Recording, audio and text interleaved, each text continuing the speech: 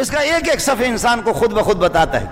جیسے کہ ہماری حکومتوں کی کوشش ہے کہ جہاد والی آیتیں نکالے سے، اور تمہارا باپ بھی نکال نہیں سکے. ایک ایک صف میں یہ تم پر بھی لعنت اور تمہارے لانے والوں پر بھی لعنت کر رہے.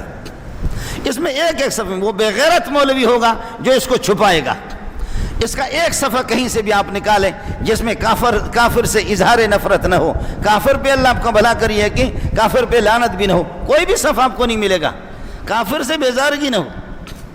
تو پاکستانی ہمارا وزیر کہتے ہیں کہ سب کی بنیاد وہ دیوبند ہے.